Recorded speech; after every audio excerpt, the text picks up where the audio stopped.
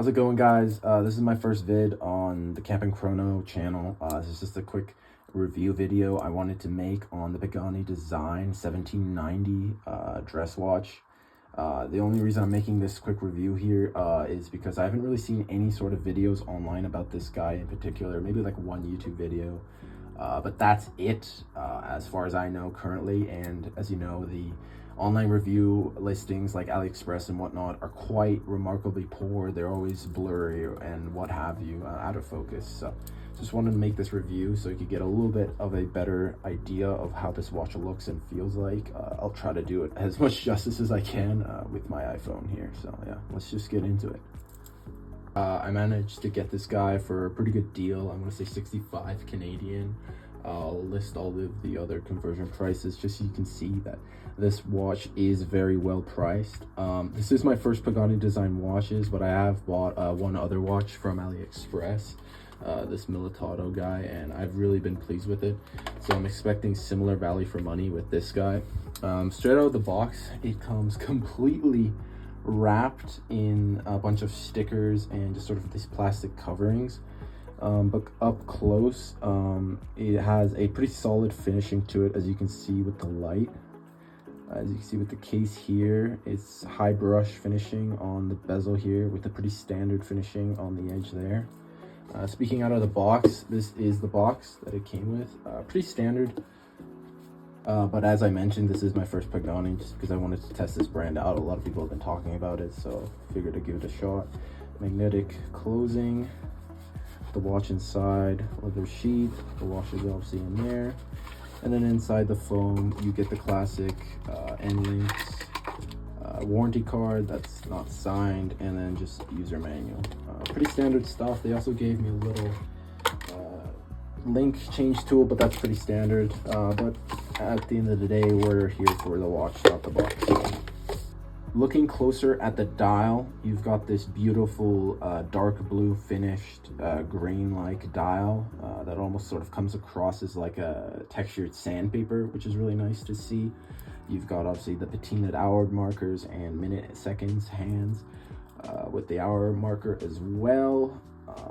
This is one of those dials, in my opinion, oh damn, my hands are dirty, sorry guys, that really is just a lot better in person. I don't think even with my iPhone 14 camera, I can't really get all of that detail in person. It does shine quite nicely in the light for sure. This guy is 38 millimeter in diameter, 47 lug to lug, and 11.5 in thickness. This guy is obviously mastered and modeled after the Omega Railmaster, so it just has this super great vintage but also sort of classy and elegant look that I love. With it being 38 millimeters, it is a little bit on the smaller end, but I definitely do think it's completely wearable for everyone. Here is it on my wrist for reference. I have a wrist size just over 7.5 inches or 19.5 centimeters to be exact. It's really not that small of a watch. This is probably the smallest I'll ever push it, but I think the thickness helps it not wear as small as it might feel, which I think is really nice. Coming up over the bracelet, it's very solid. You got the polished and unpolished parts, very standard for these types of watches. The clasp, I will say, is definitely a smidge above most of these affordable end straps, or I should say bracelets. Going back to the case back, you have sapphire crystal, 100 meters water resistance, stainless steel case, and with also the logo stamped on the back, as is pretty standard.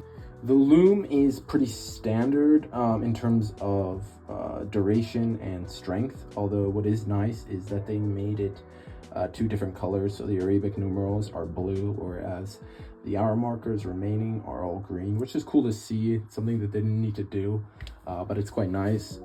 Even though the loom isn't the best, I would say it's okay, it's passable, especially when you consider the $65 price tag.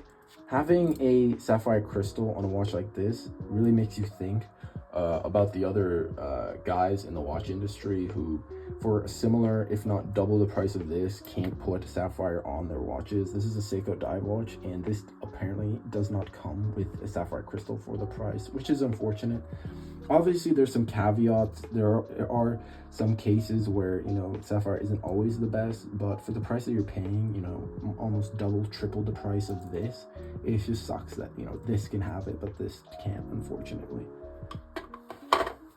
This watch I think is amazing value for money. I've used it for you know, a couple hours so far, but so far the quality and craftsmanship for a sub $100, you know, sweeping second hands quartz movement watch like this, I think is amazing. If you can get this guy for around that $65 mark, I would highly suggest you get it if you're just looking for something classy and simple, you know, as a more dress watch or as just an over-round sports watch. You know, with that sapphire crystal, with the water resistance, you can throw this around and abuse it a bit more if you wanted to, which is great. But overall, this is a watch I would definitely recommend. I had decently high hopes for Pagani, and as for now, they definitely met them.